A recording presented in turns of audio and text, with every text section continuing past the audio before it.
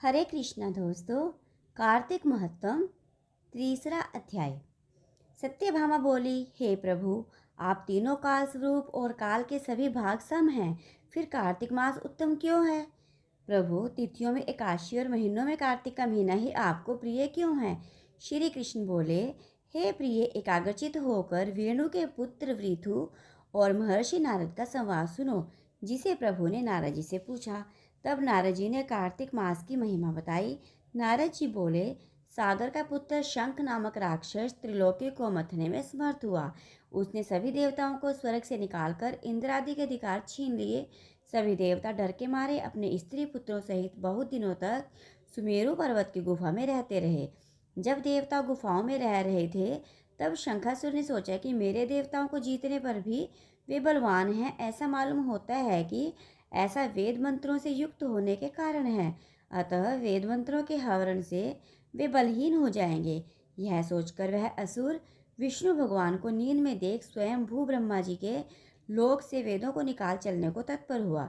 जब वे भय के कारण यज्ञ आदि के मंत्र और बीजों सहित जल में प्रवेश कर गए, तब तो शंखासुर भी उन्हें ढूंढता हुआ समुद्र में घूमने लगा, परंतु वेद कहीं भी प्राप्त नहीं हुए। पीछे से ब्रह्मा जी सभी देवताओं को संग लेकर पूजा सामग्री इकट्ठी कर वैकुंठ में विष्णु भगवान की शरण में गए।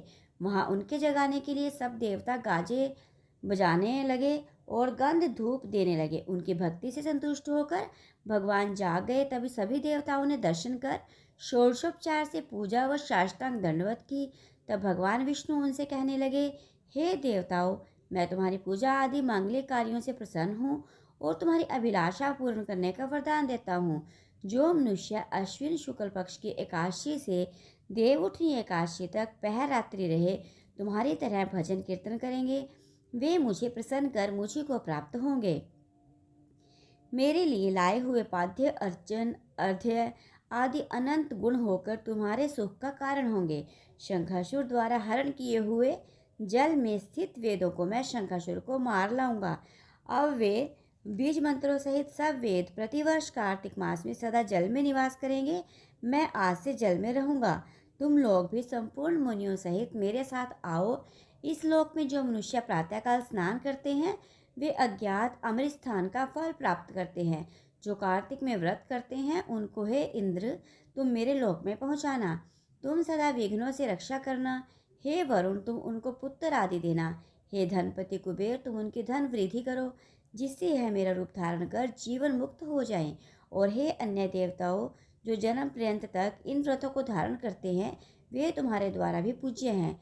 तुमने मुझे एकादशी को जगाया, इसलिए यह मनाने योग्य और प्यारी है। हे देवताओं, भली प्रकार किए हुए दोनों व्रत मनुष्य को मेरे पास पहुंचा देते हैं।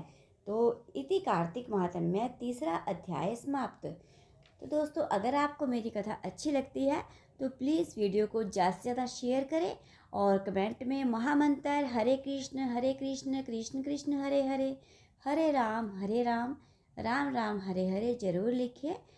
तो लाइक का बटन प्रेस किए बिना बिल्कुल भी मत जाएं। हरे कृष्णा।